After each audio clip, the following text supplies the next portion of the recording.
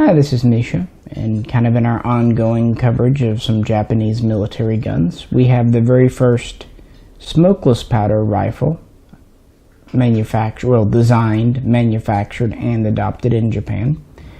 This is the Murata Type 22. This is the long rifle version with about a 29.5-inch barrel, and it has an 8-shot tubular magazine. We also have the cavalry carbine version, Type 22 as well. This has a 19.5-inch barrel with a 5-shot tubular magazine.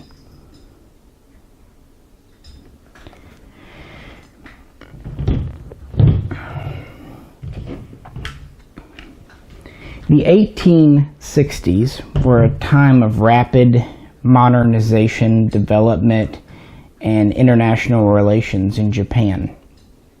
Today we call this the Meiji Restoration, after the Meiji Emperor. He came into power after it was decided that Japan would start to trade with and work with the West.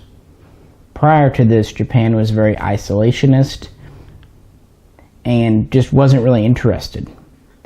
As a result, the firearms that were in Japan were older matchlocks and even flintlocks and whatnot that were really designs dating back to the original traders who came to Japan in the 15th, 16th, 17th centuries, Dutch and so on and so forth. So the firearms that were in Japan prior to this were very obsolescent by the mid-19th century. Now, Japan actively started to study the West. It would hire advisors from both the German and the French militaries, French armies, German armies. It would also get some assistance from the British Navy. So it was trying to basically pick the best in the world at the time to help modernize its own military forces. One of the first then modern guns that it would adopt for service was the French chassepot, but it would simply buy these from France. It would not manufacture them. The first domestically designed and then manufactured military gun in Japan happened when Mr. Murata introduced his rifle in March of 1880. It became known as the Type 13 for the 13th year of the Meiji Emperor. And it was a black powder 11mm. And it took inspiration from a lot of guns of the day. Most decidedly the German Mauser 1871. Also the French Gras. And some from the Dutch Beaumont. And you'll see these influences going on and on throughout the rest of the Muratas. This would be the first, though, in 1880, the Type 13. An improved version, still firing 11mm black powder, will be adopted is the Type 18 in 1885. And then in 1889, the Type 22, this version here, would be introduced.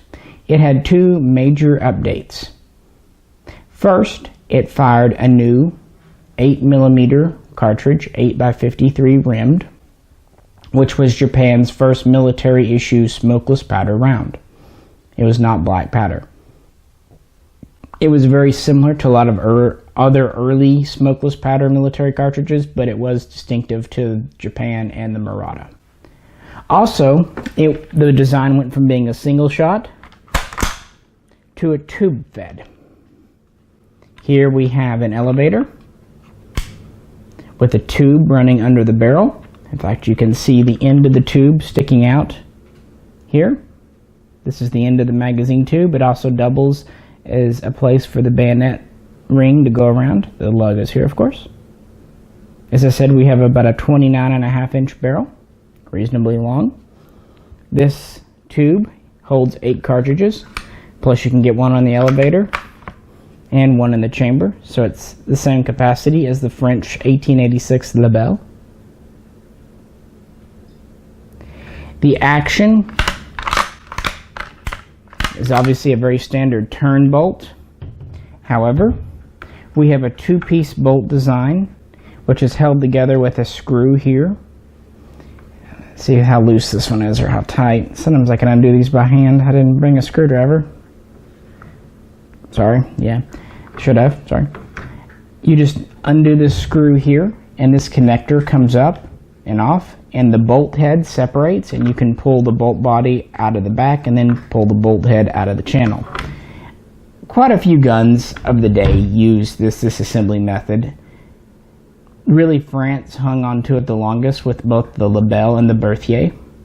Other nations tried it but quickly dropped it for obvious reasons, because it was kind of, small parts to get lost in the field. But it was part of the time.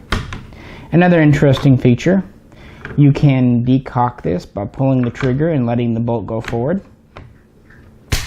Or not, or just like I did. I'm going to try that again. There we go. Sorry about that. Got to pull it when it's a little further forward than it was then.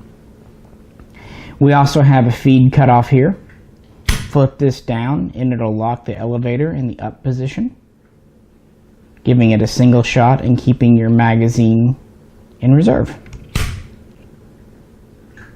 There's no manual safety. Again, pretty common for the day and time.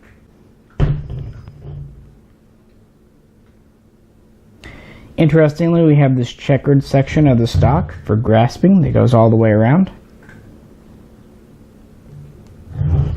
Straight stock back here. Bottom mounted sling swivels. Very standard. Very traditional sight. Easy to adjust. Now, originally this did have a small handguard up here. This one is missing, which is not uncommon for Muratas. Also very commonly missing is the bolt head. Now, luckily when I obtained this one, it actually did have its complete bolt head, but because of the way that they're separable from the bolt body, oftentimes these are missing. We store a sectional cleaning rod in the buttstock here, and luckily this does have its cleaning rod in it, which is kind of neat.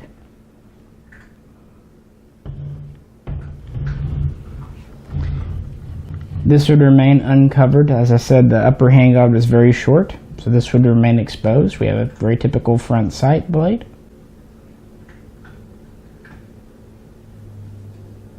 In all other ways, it was a very typical gun for its day and time.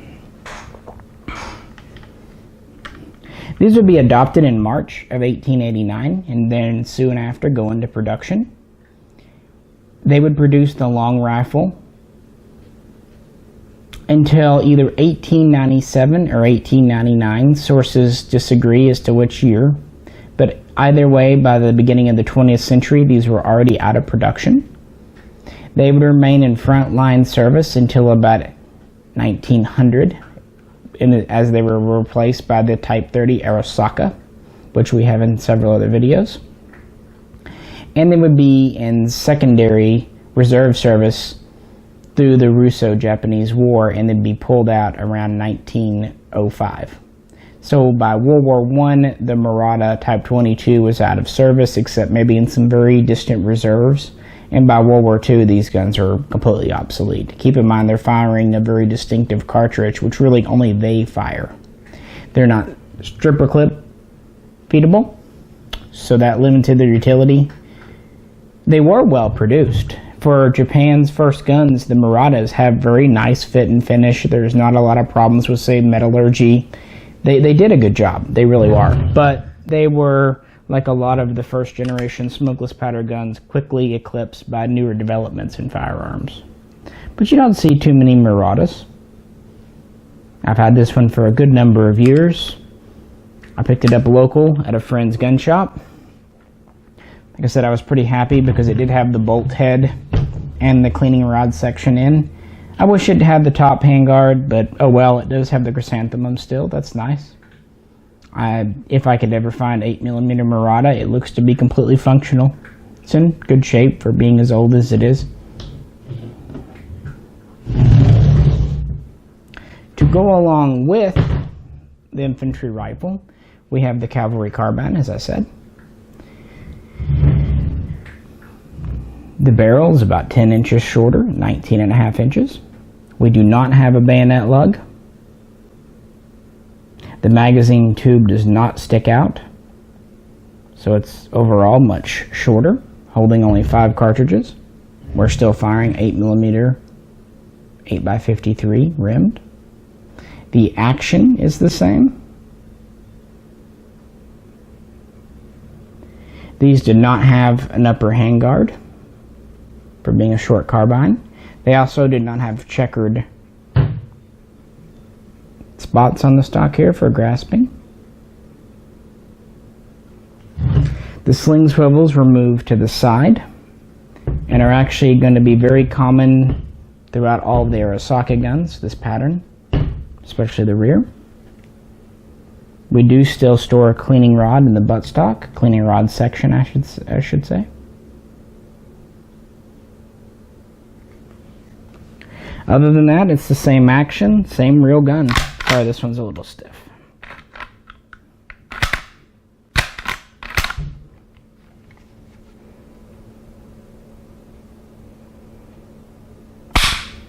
These do have nice triggers, and these triggers themselves have a real big curve to the bow, and they're very thin, very elegant triggers. Also a very small trigger guard in these. Kind of interesting guns. This one has had the mum scrubbed off, but oh well. Type 22 carbines are hard enough to come by. They did not make very many. Total production seems to be around 100 to maybe 150,000, somewhere in that area. That includes both rifles and carbines, with the majority being rifles. In fact, they did not introduce the carbine until 1894, so several years after the rifle. They only produced these for 3-4 years. So there are some minor pattern differences with the way the bolts and extractors and such are cut, but for the most part, since the guns are in production for such a brief period of time, they didn't change much. The markings also changed a wee bit over time. As far as I know, these were all made at the Tokyo Artillery Arsenal. If I'm wrong, you can correct me and tell me where else, but I know that Tokyo is the primary manufacturer of the Murata. But yeah, Japan's first smokeless powder infantry weapon, infantry rifle carbine. Not a lot of history. As I said, they did not use these very long before they were eclipsed by the much more advanced Arisaka First 30 and 38, which we have videos on. But it is an interesting part of gun, and often a forgotten gun today. People don't really know much about any of the Muratas, including the 22. Finding ammo for these today is basically you do have to reload, because these are the only guns chambered for this particular cartridge. By World War II, these were all out of service, as I said. Some did come home with GIs, but they seem to have been war trophies liberated from the Japanese. They didn't seem to be functional rifles. If they were used for anything, they were second line use on the home islands and training, maybe school rifles. And for a lot of reasons, for some reason, a lot of the bolt heads were missing. I have to wonder if they were intentionally taken out by the soldiers, the American soldiers, or if the Japanese took them out to basically render them as relics. Either way, something to be aware of. This one has a replacement bolt head in it. I believe it was made by Mr. Don Schlickman. But yeah, just wanted to share this. It's about all I can tell you about them. Interesting guns nonetheless. If you enjoy Japanese firearms and haven't already done so, please check out our other videos. We have a number of them on different models and variants, some of them not very common. Really appreciate you tuning in. And please check back with us next time